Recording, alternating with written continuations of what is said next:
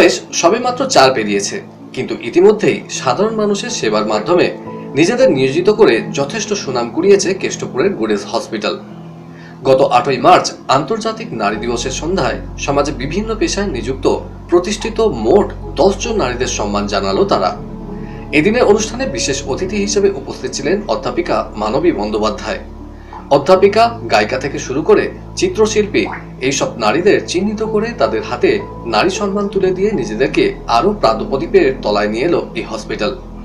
পরে আমাদের মুখোমুখি হয়ে গুডেস হসপিটালের এমডি সোমা চক্রবর্তী ও ডক্টর মানবী বন্দ্যোপাধ্যায় জানালেন, 10 জন নারীকে আমরা সম্বর্ধনা দিয়েছি আর তাদের রেকগনাইজ করেছি as a super women, because তারা যে ধরনের কাজকর্ম করেছে, তাদের যে কান্ডারি, সেটা কিন্তু সমাজকে যথেষ্ট ইম্প্যাক্ট করেছে। খুব ভালো লাগছে, সবচেয়ে ভালো লাগছে এখানকার যিনি প্রতিষ্ঠাতা তিনি একজন নারী, সোমা চক্রবর্তী।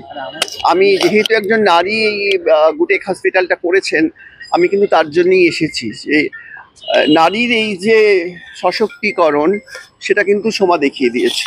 মানবী বন্দ্যোপাধ্যায় রয়েছে, তার সাথে রাধিকা দত্ত রয়েছে, উনি একজন কিউরেটর, উনি বিভিন্ন অ্যান্টিক জিনিস সংগ্রহ করেন। অদিতি দত্ত বলে একজনকে দিয়েছি, তিনি সিনিয়র ফ্যাশন ডিজাইনার, উনি যথেষ্ট রকমের এই ফ্যাশন ডিজাইনিংয়ে যথেষ্ট ওনার নাম।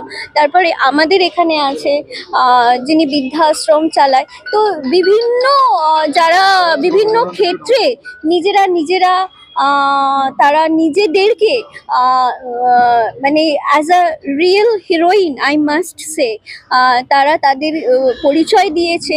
আর সেই রকম ধরনের নারীদের আমার মনে হয় as a women I definitely salute them, আর তাদের অ্যাজ আ সুপার ওমেন হিসাবে রেকগনাইজ করা উচিত। সেই কারণেই আমার এই অনুষ্ঠানটা। সেদিন ভরসা রাখিস হবেই হবে, ওরে মন হবেই হবে, যদি পণ করেই থাকিস সে পণ তোমার রবেই রবে, ওরে মন হবেই হবে,